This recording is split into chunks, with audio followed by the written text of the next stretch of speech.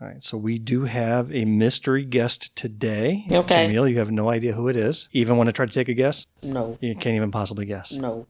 All right, come on in, mystery guest. Hello. No way. How did you tell us? Yay! Cynthia! Sit down, girl. Come on, let's have a good time. Can I do my other entrance? Can I just say I'm so proud of you? Thank you. I saw your post. I was like, oh. Goodness. Oh, I haven't seen your post yet. Oh, you haven't? I'll have to go look that up. Okay, just my second. Okay, wait. We've got another entrance. Okay, guys. Say it, Bill. Oh. Come on in, mystery guest. This is what democracy looks like. Brilliant. Oh my gosh. Brilliant. Oh goodness. Okay. Okay, we ready to go. Let's talk. Ooh wee. Oh, and do we have stuff to talk about? Yes, we do.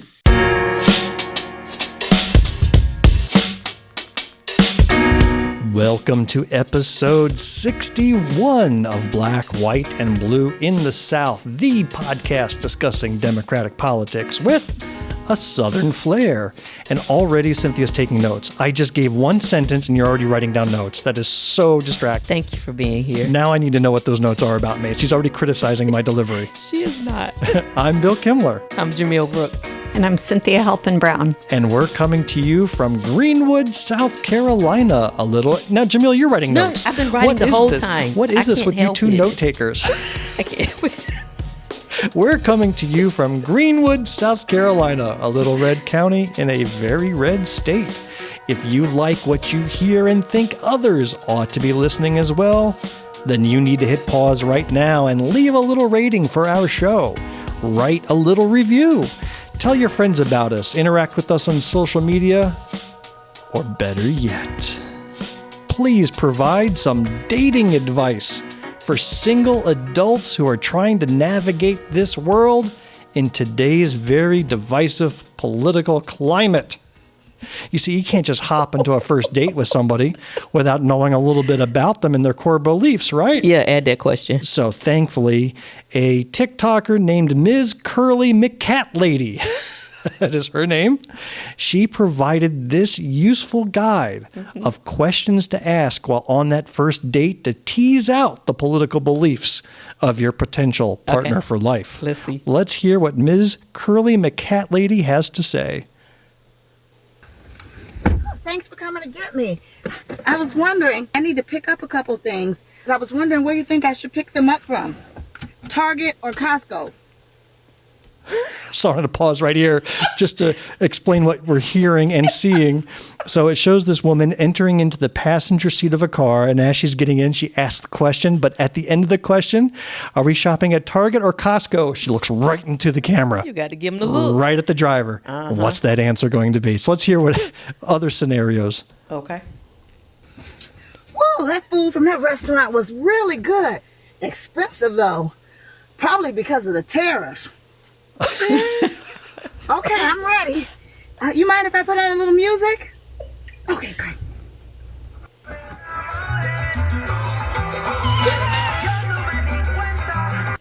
It's the face that she makes when she looks right at the camera. Definitely.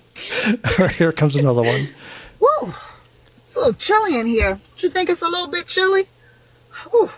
I'm going to put on my scarf. She just put on a red and white Palestinian keffiyeh, right? Just to see what the dating partner is going to say. That face. I love that face. I love it. Oh, it was so nice to run into my friend. I haven't seen her in a while since she moved out somewhere by the Gulf of Mexico. Yep. Oh, thanks for picking me up. I really got to get myself a new car. I was thinking about getting a Tesla. Curly McCatlady, hats off to you. That is exactly. I will be following her. That is exactly what we need. Let us know what you think and what questions you would add to Ms. McCatlady's list of dating questions by dropping us a note at blackwhiteblueinthesouth@gmail.com. You can find us on Facebook, YouTube, Instagram, TikTok, Threads, Mastodon, and blue sky. So go check us out and take a look at those award-winning show notes in your app, where you can find links to all of those accounts, news items, and more. Well, I like that one, Bill. Jamil, let's start off our episode on a happy note. Okay. That's very rare for me, by the way. So I'm going to break code and go into happy mode. Okay. Because we got a pair of reviews for our show that I want to share with you. Okay. You ready? Yes. So first, from WolfCat8, that's the user. I doubt that's that person's real name. But WolfCat8 commented on our Weaponized Ignorance episode with AJ Davis. You remember that? So that was a couple months back. Yeah, it was. Wolfcat listened and wrote the following. AJ laying down the numbers.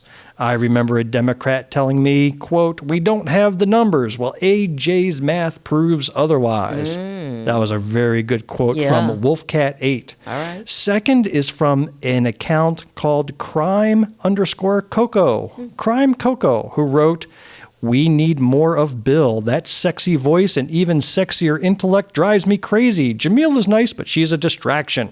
He did. All right. Nobody wrote that. Okay, I made that up. I You're knew right. it.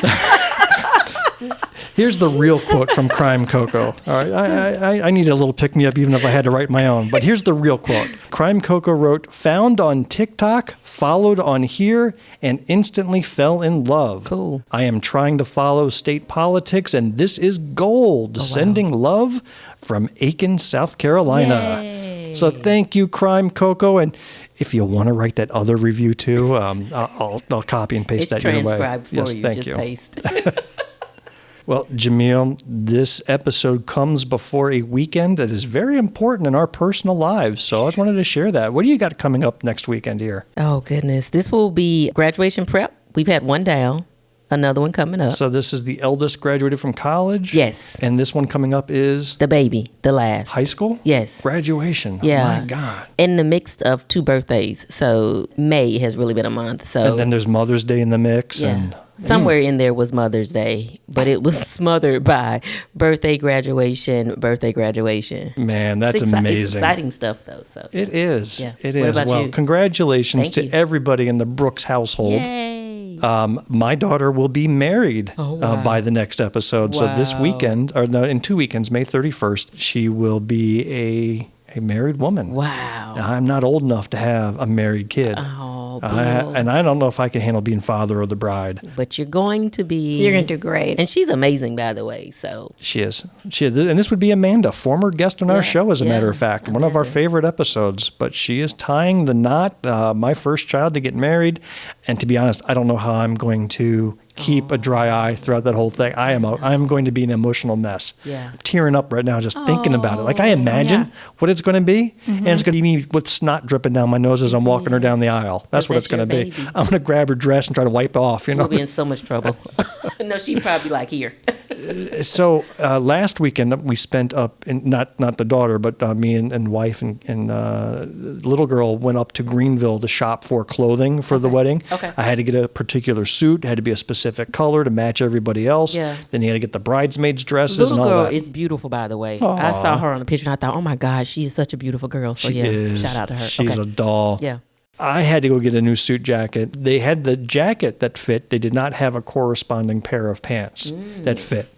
And so I went online to find, here's the brand, here's the color. Yeah. All right, so I ordered it online a week ago. Well, I'm checking, and I got a notification that says shipment's on the way. I'm like, great. So I go look it up, and UPS is telling me label created, not yet picked up. Uh-oh. And it's been 7 days of label created, not yet picked up. Yeah. And this sucker's supposed to be delivered by Monday. Where's it coming from? Who knows? Oh, crap. It's Macy's headquarters, wherever it's coming from. The pant sizes, I'm in this awkward pant size where because it's always even numbers.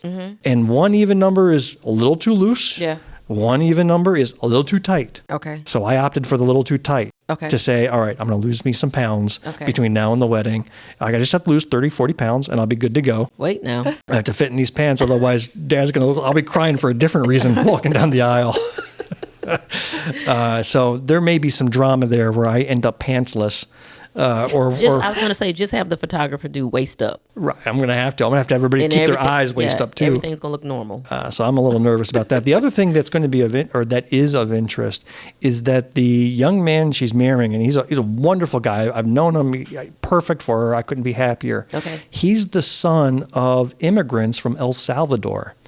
And El Salvador is a nation that has been in the news recently as being a terrible place of deportation. Mm-hmm. And so the two of them have had the talk. And it's funny how different ethnic groups, different cultural groups are having to have the talk about the society we live in. Mm-hmm. And they've got contingency plans in place where part of his job is to travel throughout the country because he does speaking on health administration. But because of his looks, because of his name, that's going to be another thing I have to get used to is that my daughter's last name is going to go from Kimmler to Guzman. Guzman. Now, she's also wondering if she wants to change her name because of the political climate. Like this wasn't even a question for her, but now she's wondering for her own safety and for everything else to change it or not. It's a legitimate concern that just is a sad reflection of the state of our country. It really is. Wow. Congratulations, Amanda. Well, Jamil, we are going to go into our standard kickoff topic. Got it. Your South Carolina representatives at work. Is it really work? Well, today I'm going to bring up a tale of two budget requests, something I found very fascinating as I sit down and watch these committee hearings.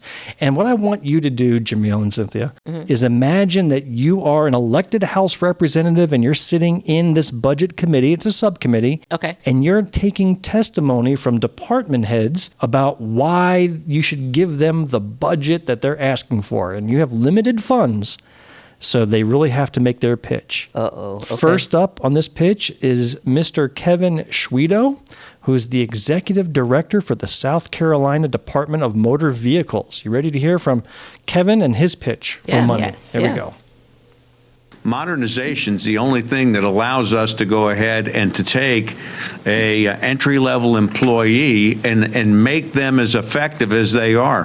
When you realize that these men and women have 444 different transactions that are all written into law, and they have to be expert in everything from probate law to tax law to real estate law, it is the computer that speeds things up and keeps them accurate.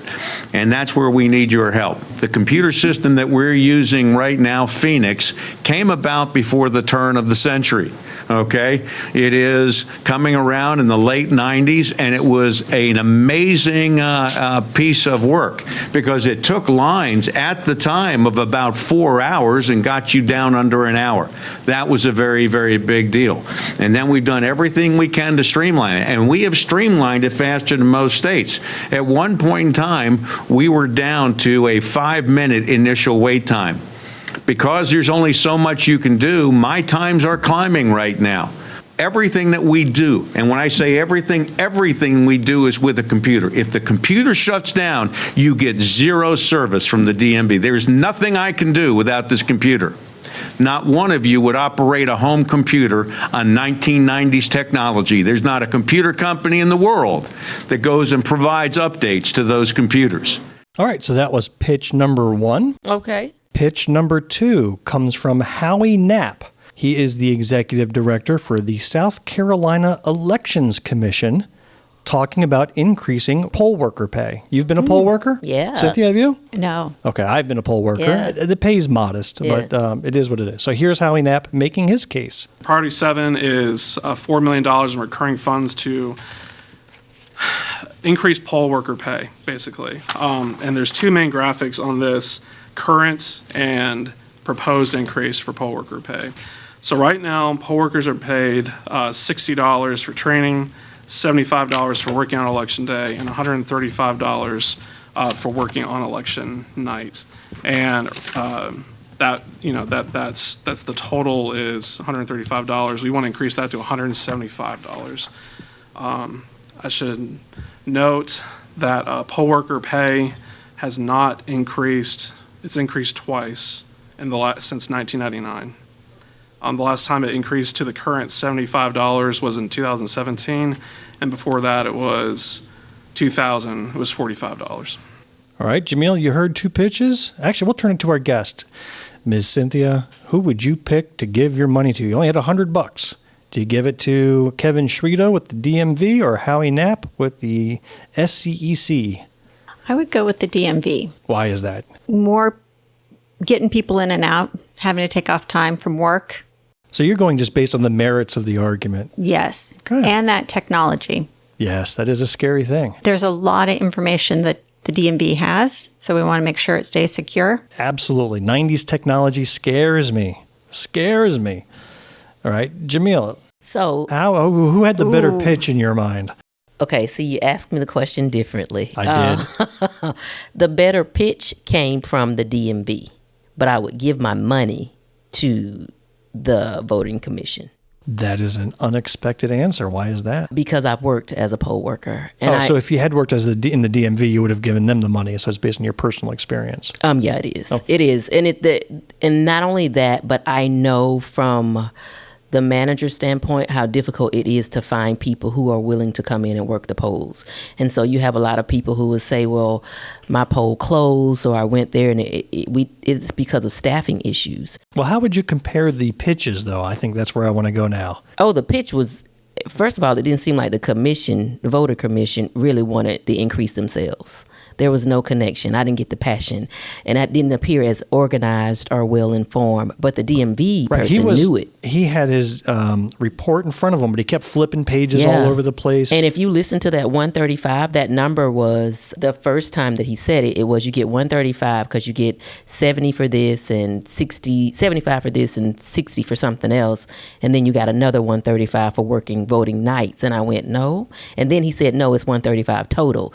So, the second one just did not present as though they worked for the place that they were requesting money for, whereas the DMV guy knew it and was very convincing and would easily get the money. And when you see the video on our YouTube channel, you can see that Kevin Schredo never looked away from the legislators, never looked down at any notes. He talked right from the top of his head, was very clear, very direct, gave the reason why. Yeah. Then Howie Knapp never looked up. He never looked at the lawmakers, never lifted his eyes. He never gave the reason why. Right. Mm-hmm. He just says, we want to raise. We want to raise. But didn't give any consequence to not giving the raise. So I can give the why because I know. Yeah. And you can give the why because you've worked it. You've seen the shortages that we run into about scrambling, trying to find poll workers so people can exercise their rights. Right. But if you're on that panel that they're presenting to, they wouldn't know that. I also heard his sigh at the beginning.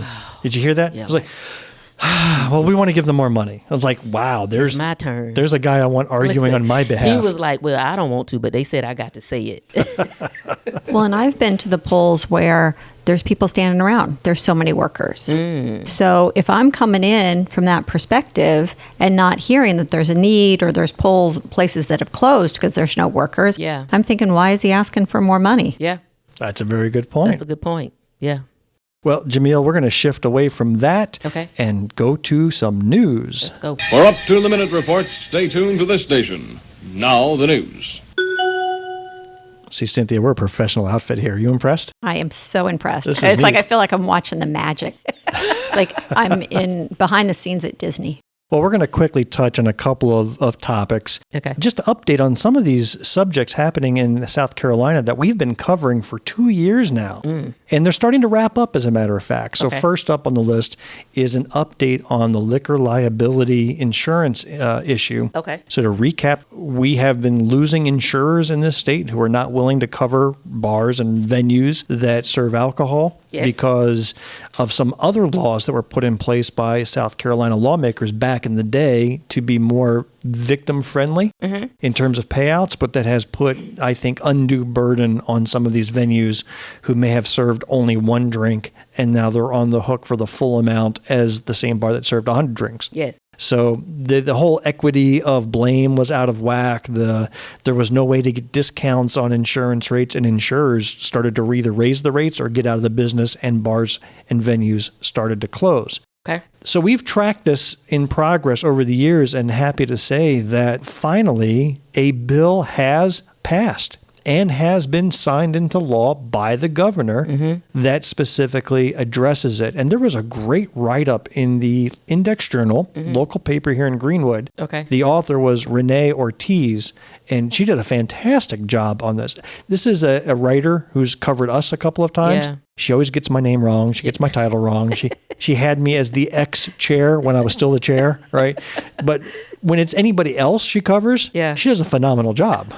So this, It's just you. It's just me. She can't get right. But all I can do is smile. It's all minor stuff. Yeah. But this article she wrote contained a lot of quotes from our former guest, T.J. Jenks, Good. the owner of Montague's restaurant here in Greenwood. And that was a really interesting show where he laid it out from a business owner's perspective, what's going on. He's been very active. So he said it was a step in the right direction. Yeah. So you want to hear some more details about it? Yeah. So this is Bill 3430, signed into law on May 12th, and it does a couple of things. First of all, it does reform how liability is assigned in drunk driving cases. One proposal that was initially floated was the jury had to pick the percentage. You know, this bar was 30% responsible, that venue was 80% responsible, whatever the numbers were. Yeah. Instead, they just said, look, let's go with the 50% level. So now the plaintiff must prove that a venue was more than half responsible for the DUI, for the accident, and anything else. So you have to cover that threshold. Okay. Again, that's better than 5% It is. and still being liable for the full amount. It is. Now you have to hit 50% to get the full liability. Yeah. So there's that. Also, there's more burden placed on the intoxicated driver themselves. So what used to happen is the driver may have been uninsured. Yeah. The driver may not have had any money, so they'd go after the restaurants and said, all right, you got $1 million, I'll go after you. Yeah. This kind of forces the attention to go back to the driver, saying we are going to assign blame to the driver. Yeah. Whether they can pay or not, they're going to have a percentage of responsibility here. So I think that's good. There's also some discounts that are being offered. So now the current law, as it was written, says they had to have $1 million liability policy. And that's a lot for the insurer. Well, if you get training, you get certifications, you're only open during certain amounts of the day, you only have a certain percentage of alcohol versus food, a whole bunch of different conditions can lower the coverage that's required. Okay. So that way, a wild bike bar that does nothing but alcohol would have one set of rules, while a family restaurant that just may happen to have some alcoholic drinks on their menu has a different set of liability that they require. So I think these are all things that are very reasonable, very rational. The ones who are not happy about it maybe are the trial lawyers who try to get the most money, of course. Of course. But even this bill passed unanimously in the House. So before any House member decides to take full credit for making this go through, remember, everybody was on board. Yes. Okay. And it's over. It's about time.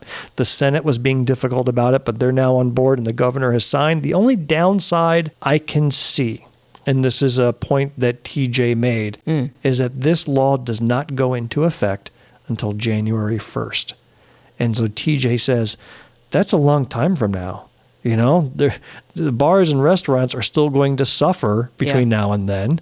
So why couldn't we make it effective July 1st? I don't know what the rationale is, but it goes into effect January 1st of 2026. While the level of insurance you have to carry could be lower, that's not going to force insurance companies to necessarily lower their rates or get back into the market. Yeah. There is a little bit of a hope here that by easing the restrictions a bit, that will bring competition back into the state. It's not a guarantee, nor is it a guarantee that it'll happen on day one of 2026. It may take another year or two for the market to settle. But we're glad to see that has finally made it. And God, I hope we don't have to talk about this again. Right. I read Daniel Gibson's, he's the representative for District 12, his email that comes out. He goes through, yes, this bill did pass, is signed into law, and his last statement, he brings up good points like you've already mentioned, things that we can definitely stand behind and support, right? Then he says, the South Carolina House Republican Caucus is proud to stand with our small businesses and deliver real, lasting reform. And I went, whatever. Again, this is taking credit for voting for something that he was not involved in any committee. No, child. And Somebody told him, click also yes. took too long to get to this point, by the way, Yes, to be it quite did. honest. This has been an issue for going on 6-7 years now. Yep. And the fact that everybody voted for this, he's going to say it's the Republican caucus that did it. That's what he said. Get out of here. That's what he sent out. Get out of here. I guess politics and lying just go hand in hand. And It does. I was never good at that. It does. I just was not good at that. The other news item that I wanted to cover, the last news item, as a matter of fact, before we get to our guest, is an update on the Curtis Loftis situation. Okay. And you think we can't talk enough about this guy? We might as well just call ourselves Black, White, and Loftis in the South, because that's a topic that apparently occurs in every Only one if of you'll our add episodes. a line for us in the budget. Right. Well, to close the book on this one, and I'm not going to go through the whole history, but Curtis Loftis was voted on by the state Senate to be removed from office due to a couple of reasons. One, mismanagement of money. Second, lying in front of Senate in testimony. And then third, threatening to reveal sensitive state data where it actually had to get SLED and the governor involved to stop him from doing that. Yeah. So any one of those three things should be grounds for dismissal. So the state Senate voted 33-8 this month to remove him. 33-8. That is huge. Yeah. So now it has to be voted on by the House, but the House has declined to take this up. They the did. House has said, and we're not even talking about this year. I don't think they're going to bring it up at all. The Speaker of the House basically said, we're going to let the voters decide. That's It's their exactly what job. they said. And no, there is oversight responsibilities that they have just given up. Yep. They said, we don't need to do oversight. We're going to let And the people how do will it. the voters decide if there's no one opposing this individual? Right. I may have to run for state treasurer just to oppose this guy. Somebody got to, because if not, he's going right back in, and that's not the voters' decision. It was you were chosen because there was no competitor, He acts no like opponent. he acts like he had the mandate of the people. Yeah. I bet you interview 9 out of 10 people, they don't know who he is. And if No. they know who he is, it's because of this $1.8 billion goof up. That's it. That's what he's known for. Then he has the balls to get on and write the following. This is Curtis Loftis. He issued this statement. I am grateful for the House's leadership decision today to choose the people's business over political theater. I feel sure that South Carolinians are thankful that they are the first priority. Dude. Who wrote that? Him. This is his I'm own saying word. I understand that he is saying that, but I'm wondering who helped him write that. Right. He may have written it himself. This is the kind of grandstanding he does on a normal basis. He says, I am ready to turn my focus back to doing the people's work to stabilize our state's financial system. By the way, we're under federal investigation by We are. the FEC. And put this unfortunate chapter of fighting baseless claims, nothing baseless, all evidence, Responding to an audit or ineffectiveness in your role. by a few politically motivated senators, 33-8. So again, a completely out of touch statement. Yeah. And he really thinks that he is governor or senator. He's just the damn treasurer, That's a it. position really nobody knows a thing about. And he only got in that role because he had an R next to his name, but otherwise nobody knows who he is. Yep. So anyhow, our friend and former guest Representative Heather Bauer said the following. Yeah. She posted on Facebook with a quote from the author Margaret Atwood. The quote was, ignoring isn't the same as ignorance. You have to work at it.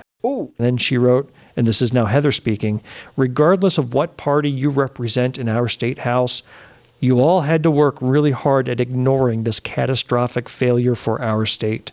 The story is not over, and I truly believe the rule of law and accountability will prevail. Yeah. And in the comments, she added, unfortunately, there are some in my own caucus who didn't believe in holding him accountable either. Yeah. Wow. Yeah. What a bombshell. I would like to know the names of Democrats who did not support ousting this treasurer for what he has done and his failure to serve in that role. Wow. It wasn't just that you don't like him. He's a very unlikable individual. Yeah, it wasn't that. But it was his job performance, and there they truly do have the oversight. In no other job could you screw up that massive and remain employed. Now, before we leave Curtis Loftis, there's actually a positive spin on this that I want to add, kind of a good note. Because another name that kept getting brought up in all this was Comptroller General Brian Gaines. Yeah. All right. Now, Comptroller General Brian Gaines, Comptroller is an elected office, I believe, and the previous Comptroller General, Richard Ekstrom, resigned Did. as part of this stuff came out, and the governor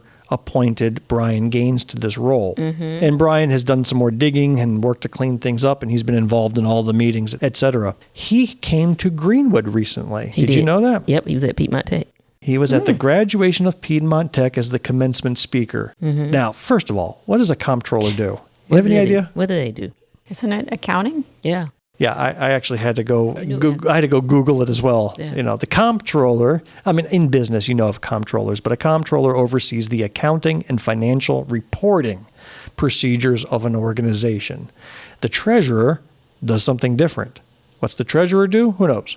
Just I guess log they're in it. charge of the bank accounts Yeah. and investments and so on, but the two have to work together. It's all part of the finance team. So he's the comptroller general and kind of the last position I would think to invite as a commencement speaker. Like you want somebody who's kind of a little more boisterous, or, you know, the comptroller general. Why not hire accountant Ed, you know, from down the hall? But it turns out that he gave an amazing speech, Oh, cool. one for the ages, and directly talked about the scandal and what the Piedmont Tech students can learn from it. So I want to play a few clips from Comptroller General Brian Gaines. Let's Okay. listen. Thank you for this opportunity to share in this defining moment of your life. I am honored to be able to share just a few life lessons with you on this day of your celebration. Typically, at a college graduation, the invited speaker stands up and talks about how perfect things will be after leaving this institution, how all days will be spectacular, and how your career will be perfect and free from all flaws. Well, I'm not a typical speaker, so let me be honest with you. Things will not be perfect, and you will make mistakes. But what if I told you that some of the best things that will happen in your life will start with a mistake? Now, I'm not talking about small mess-ups like spilling a cup of water on your computer when finishing a final assignment and having your computer crash and losing that assignment. Hopefully that didn't happen to any of you. But what I'm talking about is a real mistake, like failing a class, picking the wrong major, getting fired from a job, or in the state's case, making a $3.5 billion accounting mistake. See, many of you may have heard there's been a little bit of drama going on in Columbia the last 2 or 3 years about a series of accounting mistakes. $3.5 billion one year, $1.8 billion the next. Now, let me be clear. Both of those occurred before I assumed this office. Disclaimer. Before I accepted this office, the state of South Carolina discovered a pretty significant error within our state's financial system, an error that shook the public's confidence and raised real, serious questions about oversight, transparency, and government accountability. The headlines were not nice, the criticism was fair, and the consequences were and still are very real. So, why would I talk to you about this at your college graduation? It's because I want to honestly tell you about something that I think we as a society don't do enough to those of you just starting out. You will make mistakes.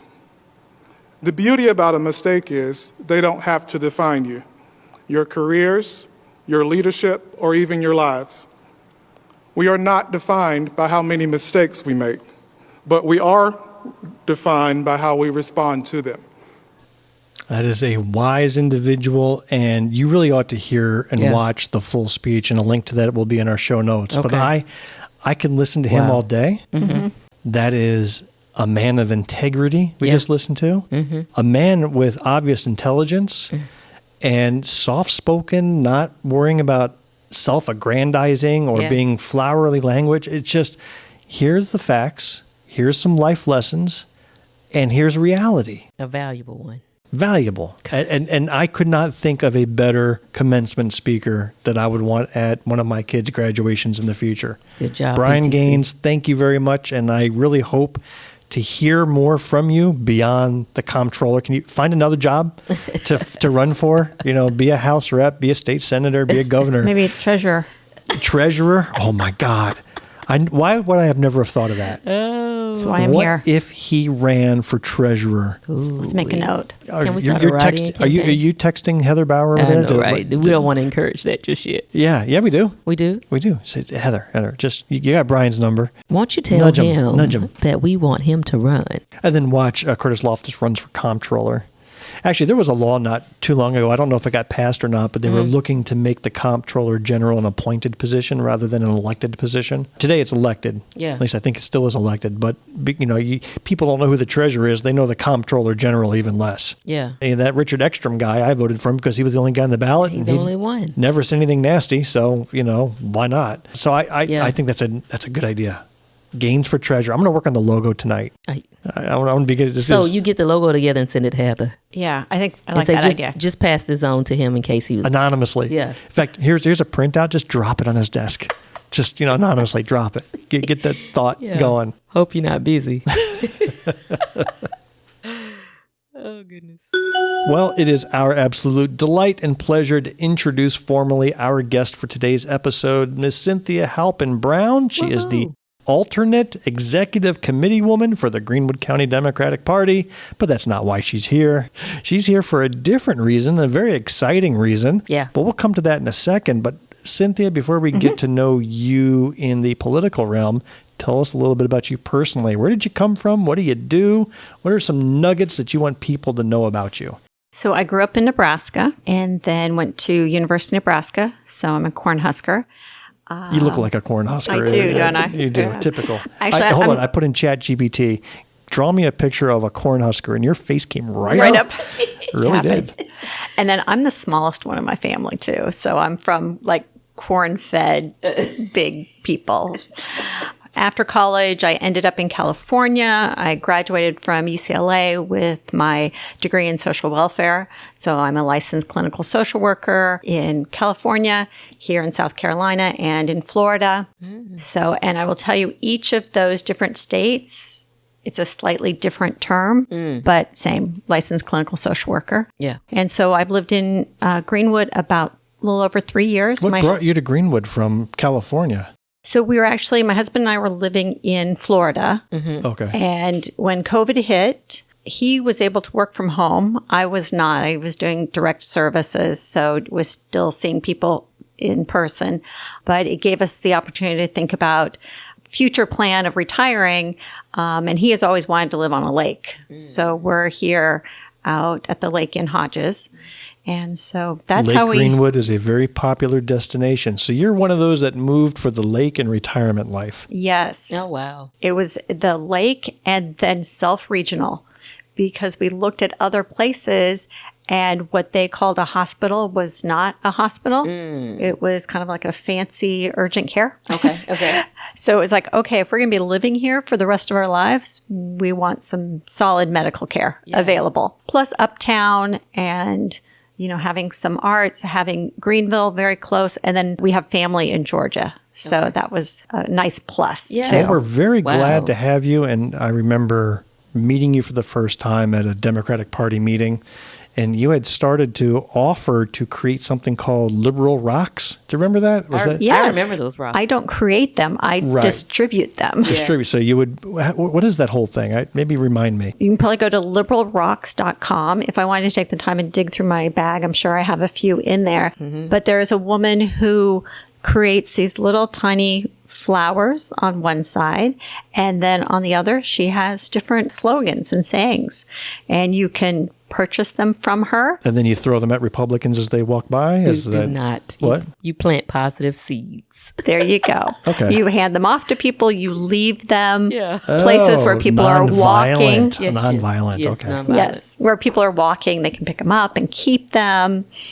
There was a whole trend a while ago where people would paint rocks and leave them out for people. Oh, my kid did that all day. Just painting rocks, leaving them, and then people would take pictures and put them on social media. Yeah. Greenwood Rocks, it was called. Yeah. I think they still do it. I think so too. They probably do. So I think this came possibly from there. Well, that's really neat. And then I also know that you have been active in recent years with Moms Demand Action. Talk about that organization and your involvement there. What is that about? I started my involvement with Moms Demand when I was living in Florida. There were just some horrific tragedies that happened with Pulse started it. The massacre that was there. That was in Orlando, if I'm not mistaken, right? Yes. And so when we lived in Central Florida, so then we also had the massacre, Marjorie Stone Douglas? Yes. That happened in Parkland. And so I was in Florida at that time, and it was just hard to see this and knowing that there are some very simple steps that can be taken to reduce gun violence. The use of locks. You know, here in South Carolina, there is an amazing number of weapons stolen from cars. Like, it's one weapon every 9 minutes. Certain things, just keeping guns out of people who shouldn't have weapons. And then I also have a perspective as somebody who's worked most of my career in mental health, is mental health is often used as a scapegoat when there are mass shootings, when really if people don't have such easy access to guns, that's going to cut down on mass shootings. You can get gun locks. They're available for free. For most law enforcement agencies will give those out.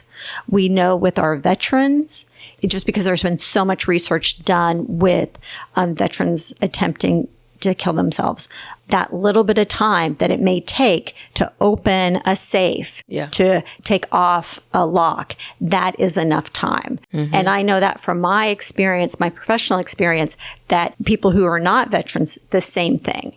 You make a time distance between the thought of killing yourself and that lethal means saves lives. And so these common sense ideas apparently have no infringement on the Second Amendment, does not affect your right to bear arms, but to legislate responsible ownership certainly is, I think, a very fair thing to do. And you were instrumental in getting us a keynote speaker for our banquet last year, Ms. McFadden. Yes. Right? And she was amazing. She was amazing. And she gave me a wonderful gift, which I cherish. She gave me a bracelet that she wore when she talked at the Democratic National Convention. Oh, wow. If you look at the video of her speaking, she was wearing quite a few, like she planned out what she was doing as far as those extra number of bracelets. And so, you know, every once in a while I see it, I'll wear it. I'm kind of hesitant to wear it, right? Because it's one of those things like if it breaks and the beads go, there's no replacing it. But it's still I'm sure that's nice, but she gave me a sock that she wore at the convention. Wow. She gave me her left sock. Bill. You're never going to lose that, are you? I'm wearing it right now, as a matter of fact. I wear it all the time. I haven't taken it off since that banquet last November. Well, you should immediately. You think that? I think so? Okay. Right now? Here, while we're recording? Well, no. When you get home. Once you're home. And get it cleaned so you can wear it for the wedding. Yeah. Well, Cynthia, the reason why I invited you, and something happened for the first time in little old red Greenwood, South Carolina, that hasn't happened in years. Yeah. What am I referring to, Cynthia? You are talking about the amazing sign-waving rally that we had yesterday on the corner of 72 Bypass and Montague. Yes. You organized a protest. Yeah. First one that I've seen here since the Black Lives Matter movement of, what was it, 2020, 2019, around that time. But there's been nothing since. And even in this very, I'll call it volatile political situation as we're entering into our 5th month of a Trump presidency, you felt the time was right. And it's like, we need to be out. And you're seeing these protests happening all over the nation, even in other big cities in South Carolina. But for Greenwood to have, that is something. So I'll tell you, it shook things up.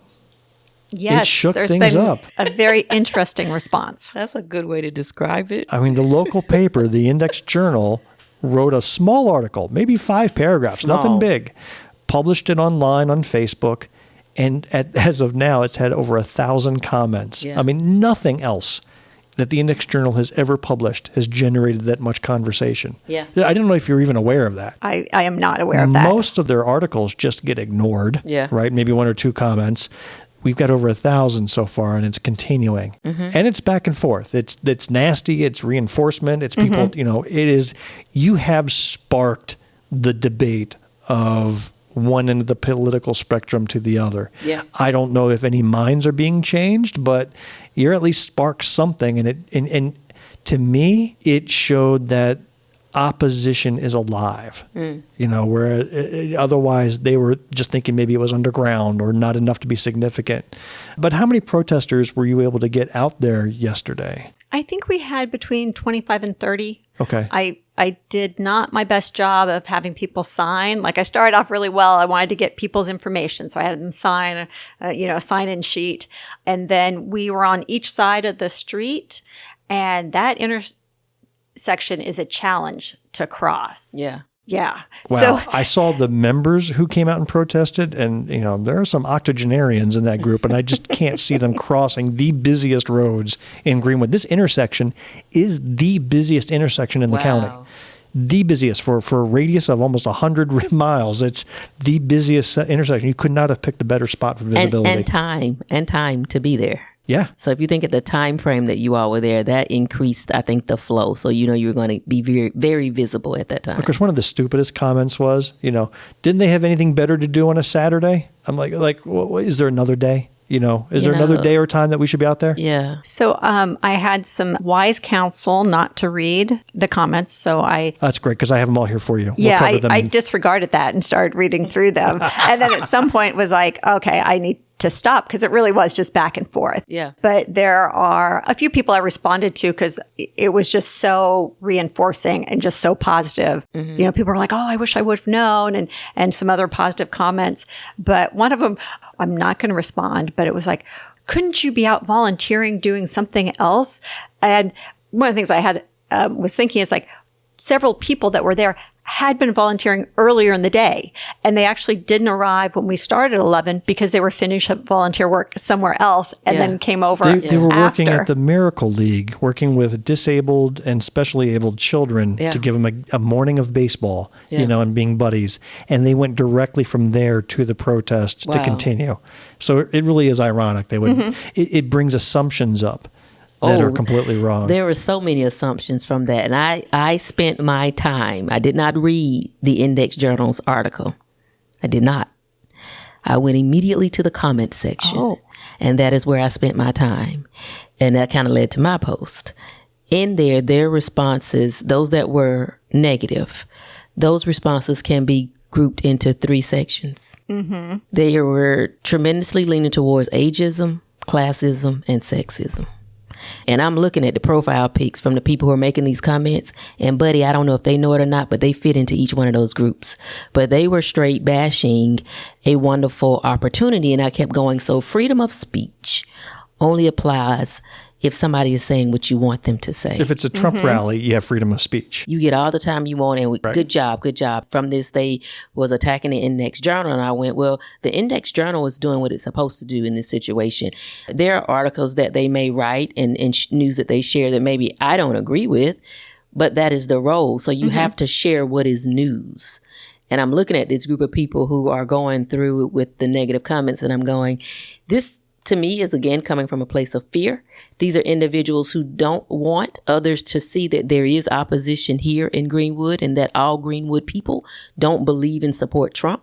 And now that people have seen that, oh my goodness, there's a group of people who don't like Trump. Mm-hmm. And they don't fit that normal description. Now I believe people are a little uneasy. So what you read in the comments is coming from a place of fear and intentional ignorance. Well, let me read a couple of these intentional ignorant posts because I think they're fun. Maybe I'll respond in the way I wanted to. I want to hear your opinion on some of these comments. The first one wrote, I wonder how much money they're getting to stand there holding a sign that they don't even know what it says. So is that true, Cynthia, that you were holding signs that A, you didn't know what they said, and B, you were standing there and getting paid to do it? You know how I want to answer that question, which is like, of course I didn't know what was on the sign. Right? And we got paid cash. Did George Soros hop out of a bus, hand you some signs with cash and told you where to stand? It was a bag of money. Yeah. Just like you see on the cartoons. I thought that was a lie, but you're saying it actually happened. Wow. Oh my gosh. Somebody else laughed and said, 24, which is how the newspaper reported it, sounds better than 24. So what does sound bigger, 2 dozen or the number 24? That's an important math question. Which is greater? I actually thought it's not which is greater, but I think what sounds greater is the 24. Right. I hear 2 dozen, I'm thinking eggs, right? But 24, that's a lot of people. Yeah. But the bottom line is they're equal. Yeah. So it doesn't matter what it sounds like, person who wrote the comment. The bottom line is 24, it's 24. So here's another comment. I wonder if you include this in your ageism bucket. Quote, "It's sad to see the way the media has warped these elderly people's minds. This administration is exposing the most corruption that anyone could have dreamed of, and they are mad about it. It's just sad." Yeah. Yeah. Now, that second sentence, I actually can agree with. This administration is exposing the most corruption That's that valid. anyone could have dreamed of, and they are mad about it. I raise my hand because I've seen so much corruption in this administration. Yeah. Makes me mad. Yeah. I mean, someone did have a sign that I'm paraphrasing, but basically said, "I'm too old for this crap." Yeah. That's a good Like, one. I've done this already once in my life. I Yeah. don't want to be doing it again. Yeah. And then the last comment I captured was, the one with the 8647 sign should be questioned. But you had a good response. Well, I want to know, do you believe that that person should be questioned? And what would that question be? Really, what would the question be? No, that person does not need to be questioned any more than any of us there could be questioned, because we did have people, which was awesome. People pulled in and parked and came over and talked to us to get more information. So yes, start some conversations, but That's there is wonderful. no need to for her to be questioned. Gosh. I want to roll back a little bit before we talk more about the protest itself, but where did the germ of this idea come from for you? When did you start thinking about holding one here in Greenwood? It's probably been a couple months. Wow, ago. long time. And I will tell you, I would attribute the whole idea of doing it to Brevard Democrats down in Florida, Brevard County. When I was down there, like, we would be out on corners with signs with Brevard Democrats, candidates, and then also with Moms Demand Action, all of that. Going to an event, a rally that happened in Columbia, really made me start thinking, like, okay, I drove to Columbia. How many people are not going to drive to Columbia? Right. And- You and Tori and some others we know were driving to Greenville, to Columbia, and attending their rallies. So you're saying, time we hold our own. Yes. And really my, I guess, goal with the rally was to let other people know that there are people here in Greenwood that are not supportive of what the current administration is doing. So how did you go about organizing it? Did you have to get permits? Did you collaborate with anybody? What's kind of the mechanic? Let's say that there's another small town in South Carolina that is inspired by what has been done here in Greenwood. What are some of the steps you would advise them to follow? I'm guessing this is the first one you've personally organized. It is. So Very much what are so. some of You the did a good learning? job with it, though. What are the Thank learning you. lessons you would take from this? So I really did not want to run afoul of the law, right? I wanted to make sure that that wasn't an issue. So I reached out to the city manager and spoke with a great person there who I kind of told her what was going on. And we went back and forth with some phone calls, with researching on her end. And it kind of came down to where we were planning to have it. If we were not soliciting and we were not handing out anything, we did not need a permit. And so that really also influenced what we did, because not having a permit was like one less thing to do. And I didn't really explore it, but I was like, ooh, permits seem like they could take some time. Yeah. So And cost money and, Yeah. and all that stuff. so it was like, okay, good. We got a place. We don't need a permit. People who showed up before they showed up and when they showed up had that question for me, which I was like, I'm so glad I have an answer for you. Yeah. I'm like, I got answers. Then it was like picking the date. And it was one of those things where, you know, when you're planning something, you want more time between now and when that event happens. But then it's like, you know what? There's never going to be a right time. Yeah. We all know 4 other things that were going on yesterday. There's 4 other things going on next Saturday and the Saturday after that. Yeah. So it was one of those things where it's like, here's the goal. Let's get this going so that people know. Because the longer individuals are sitting around living their lives thinking that they're one of the few that are struggling or thinking like this is not normal. I didn't want that. I want people to know, no, there's other people around that recognize this is not normal. This is not what should be happening. And you didn't do this in isolation. You partnered with the 50-51 movement. Is that correct? Yes. And they were extremely helpful. What did they offer in the way of assistance here? So someone to talk to almost at any time, and some guidance and referrals. Because I know Cynthia asked me, and I just shrugged my shoulders. I was like, oh, I've never organized a protest, so I have no experience. You contacted this movement who has a South Carolina chapter and have organized protests elsewhere in South Carolina, and they were able to give you valuable advice. Yes. So I have the representative that I worked with.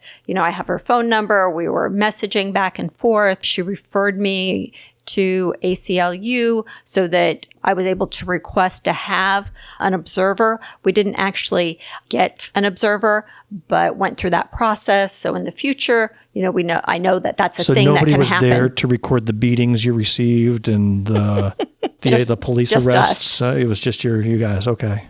I joke about that, but was there any nervousness about safety or violent responses, or maybe not violent, but maybe aggressive reactions from passerbys? There definitely was concern about that. The one other thing I wanted to say about the 50-51 is they developed our logo. And the poster. The poster. So we had that. I think it looked great.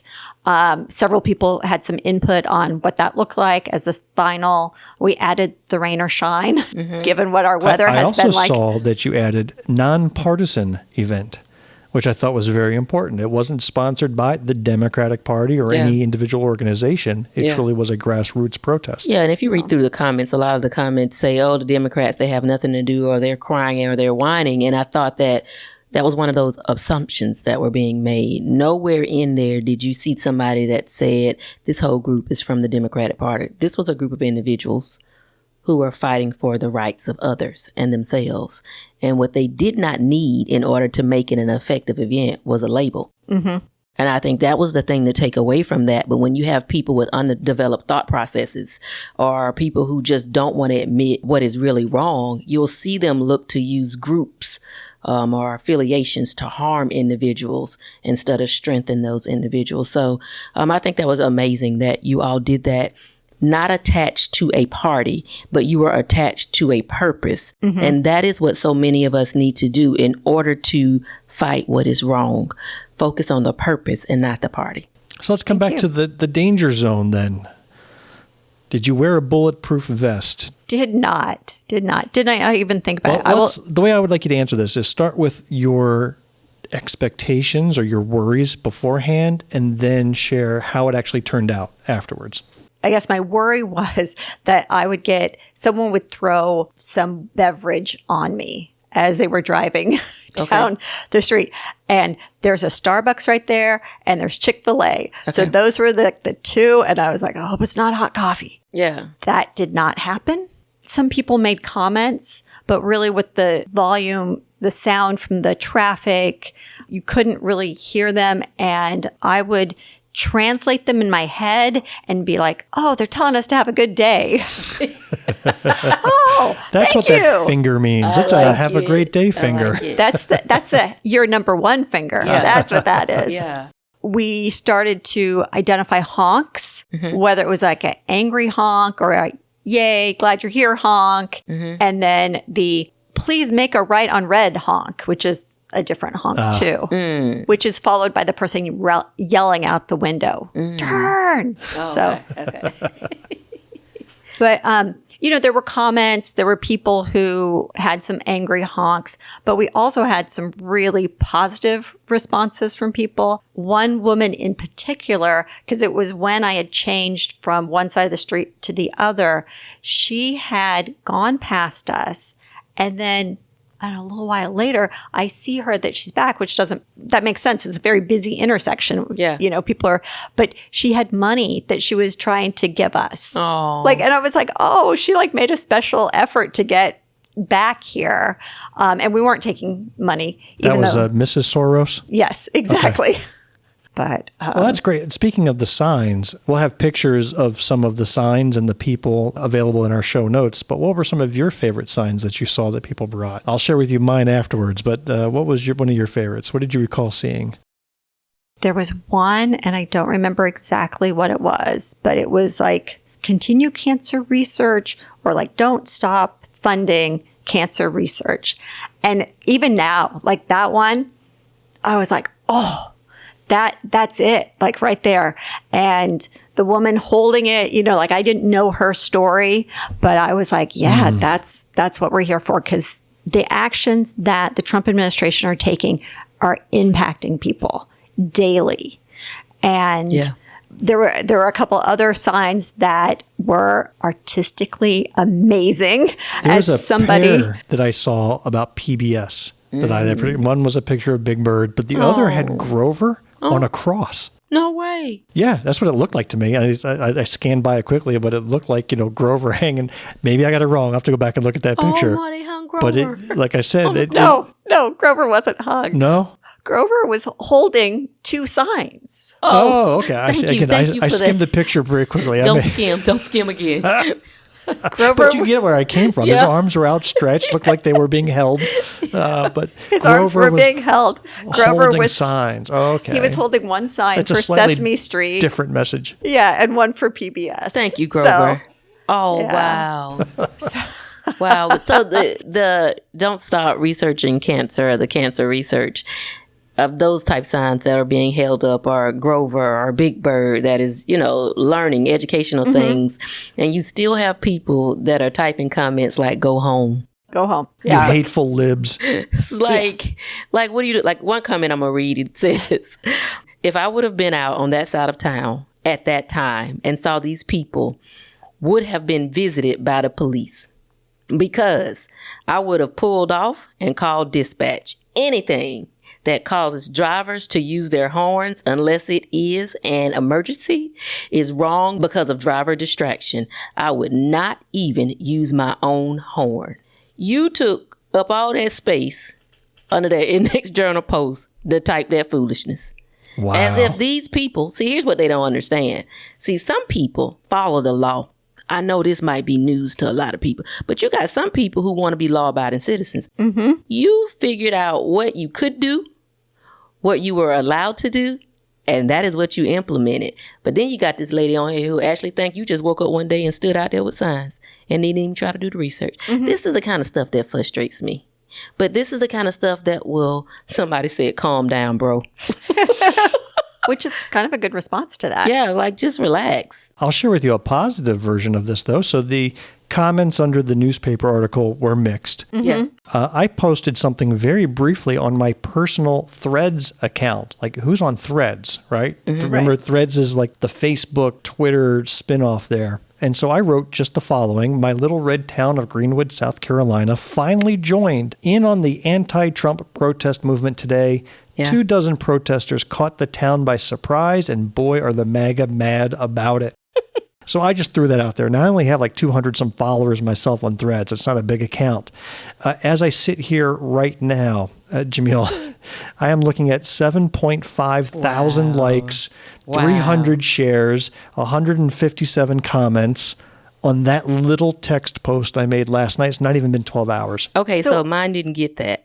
I posted as well, but I don't do threads. I don't do threads. So I posted. I'm going to read it to you, but I'm going to let you say your thought first. Go, Cynthia. Okay. I heard all the words you said there, but you said 7.5 likes. 7.5 thousand. Yeah, 1,000. Yeah. I'm sorry. 1,000 likes. Yeah.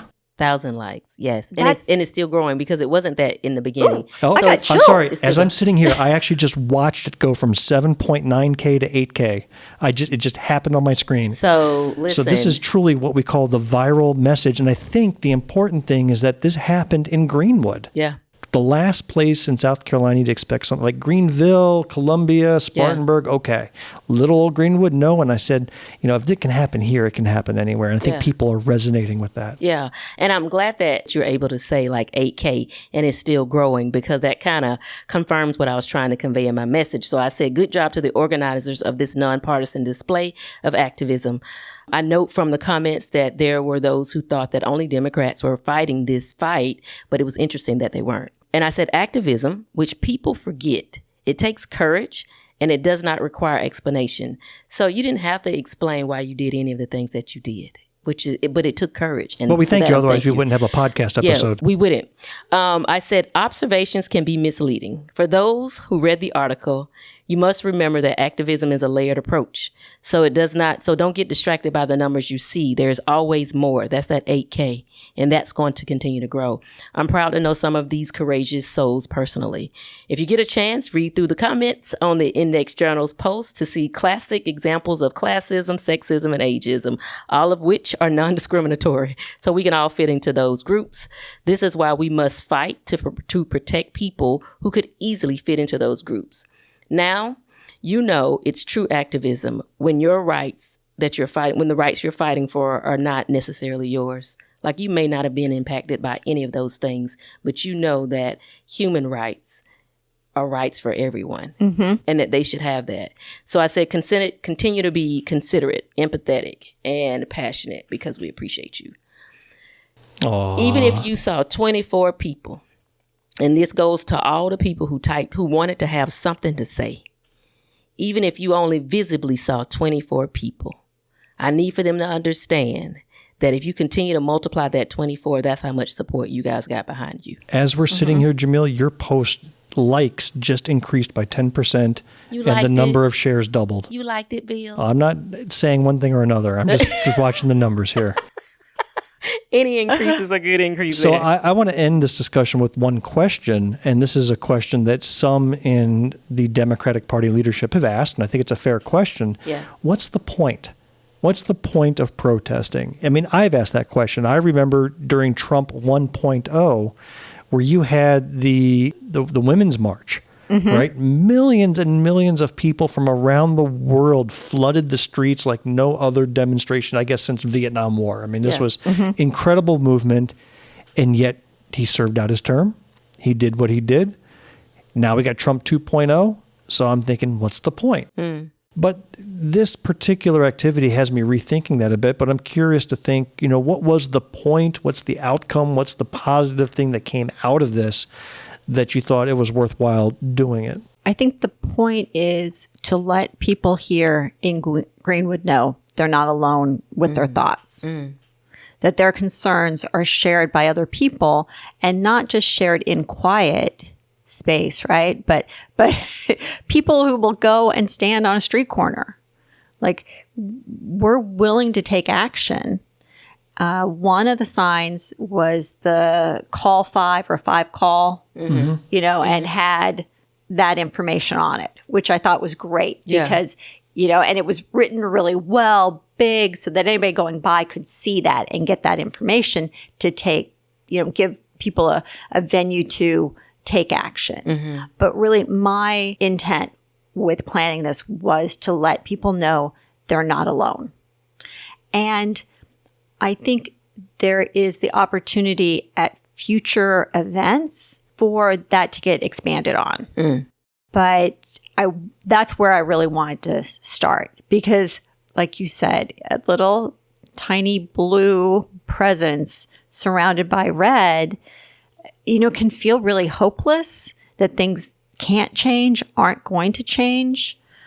So having that community and connection with other people. I mean, I will tell you, there were probably more of the thumbs up and the little honks, which we interpreted as friendly, than I expected. Well, even if you are on the other side of the equation here, you have to look at this group and at least respect them for the bravery. Yeah.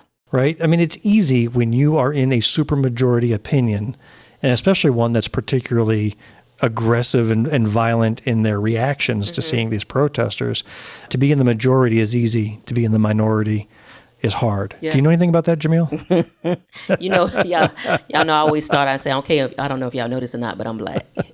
So I know a little bit about that. But I do want to point out that article in the Index Journal is going to do a lot for the cause because I'm a part of other groups And they've already, in those groups, I've seen a couple of them shared and say the next time that they do it, we're going down to join that was them. the number one comment that I got in my post was, first of all, people saying, why didn't we know about this? Yeah. Why wasn't this promoted? It's like you're always going to get those remarks because no matter how many times you put it out there, somebody's going to miss it. You're not going to see it. And have you ever gone to a Democratic Party meeting? Have you followed any of the social media accounts? Are you involved at all? If you were even following the 50-51 SC movement, you would have seen it. But maybe this becomes, being in the paper and getting shared like it is, becomes the catalyst to start to follow and start to get involved. And nothing but good things come out of this. Did you change anybody's mind as they were driving along the street? No. Nope. But have you empowered people to be more active in their communities and knock on doors and things like that in the future? Absolutely. Yeah. Well, with that, Cynthia, I want to sing your praises and thank you for coming out and doing this deep dive with us. Yeah. I thought it was fascinating. Yeah. Is there another protest scheduled for next weekend? What are we making this an every Saturday thing now? Is this your full-time job? It's so tempting. And I did get asked that. They're like, so is this your job? And I was like, oh, wouldn't I love that? I would love to be like a community organizer. So no, it's not my full-time job. But I do know there are people who want to step up, want to help. There will be another event. We're just not sure of the date. So we have that going forward. And hopefully with that is some of the other organizations that are here in Greenwood and the surrounding areas will be participating in that. Yeah. Yay, Cynthia. Is that the lyrics to the song? No. Don't add it in there either. Don't add it. Are Too there late. lyrics? Too late.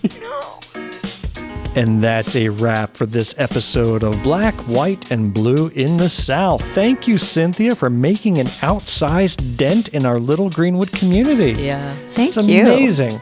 We hope you enjoyed what you heard today. Please take a quick minute and leave us a rating and a review of this show. We really want to know what you think. If you do, we'll finally get those George Soros checks to the paid protesters to be released to our bank accounts. By the way, Cynthia, how much were you promised? What was the number floated? $1,000. $1,000. We can get those checks finally released and entered into our accounts. If you are a blue dot in a red sea, keep the faith. Keep up the hard work.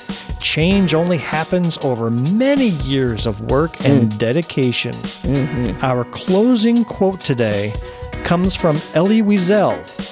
He's a Romanian-born American writer, professor, political activist, Nobel laureate, and Holocaust survivor. He wrote the following: "There may be times when we are powerless to prevent injustice, but there must never be a time when we fail to protest." I like It's a good one. That was a perfect one for this show. I like it. I like it.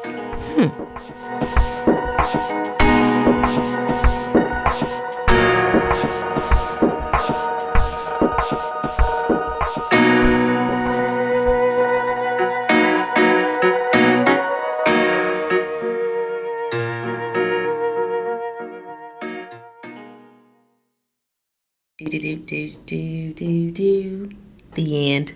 The preceding podcast is solely owned by its host or hosts and is distributed by Big Media LLC. Copyright 2025, all rights reserved.